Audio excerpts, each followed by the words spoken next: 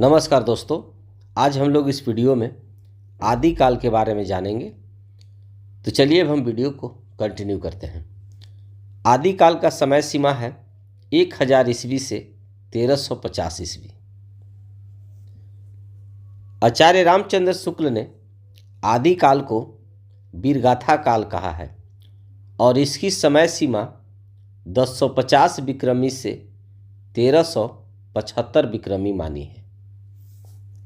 आदिकाल में रासो साहित्य की रचना प्रमुख रूप से हुई। इन ग्रंथों में प्रमुख है जो इस प्रकार है। सबसे पहले है रासो काव्य। इसमें हम लोग काव्य ग्रंथ यानी रासो ग्रंथ, रचयिता और इसके रचना काल को देखेंगे। पहला है पृथ्वीराज रासो। इसकी रचयिता है चंद्रबरदाई और इसकी रचना काल है 1343 ईस्वी।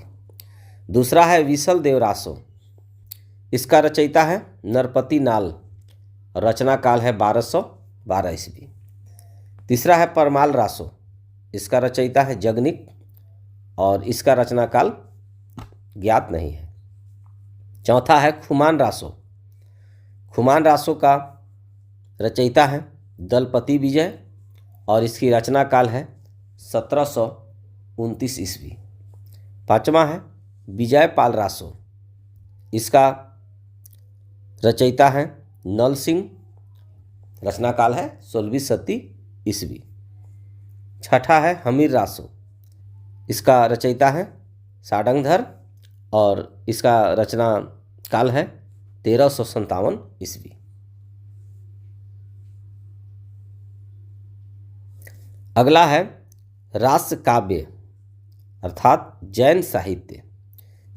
इसका पहला है भरतेश्वर बाहुबली रास और इसका रचयिता है शालिभद्र सूरी। दूसरा है बुधिरास। बुधिरास के रचयिता है शालिभद्र सूरी। चंदनवाला रास।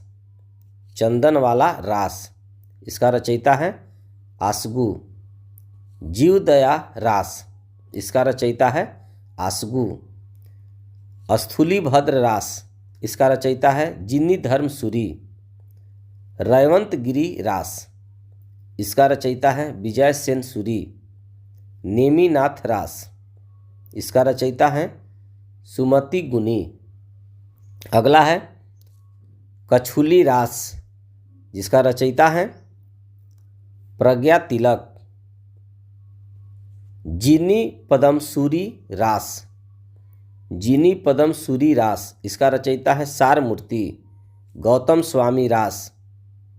उदयवंत पंच पांडव चरित रास शालिभद्र सूरी।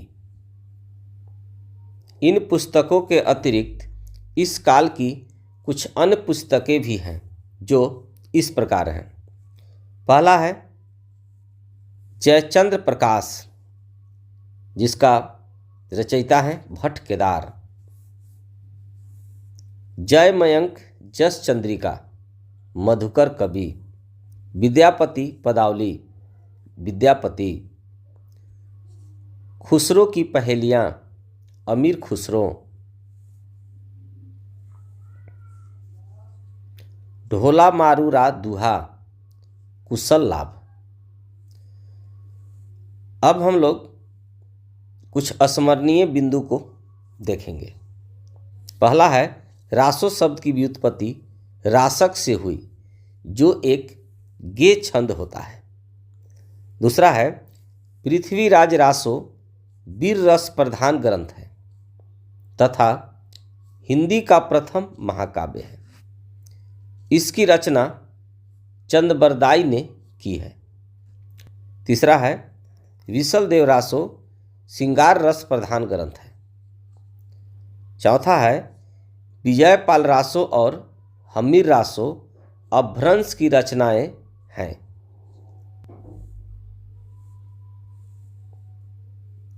पांचवा है अधिकतर रासो काव्य अप्रामाणिक हैं।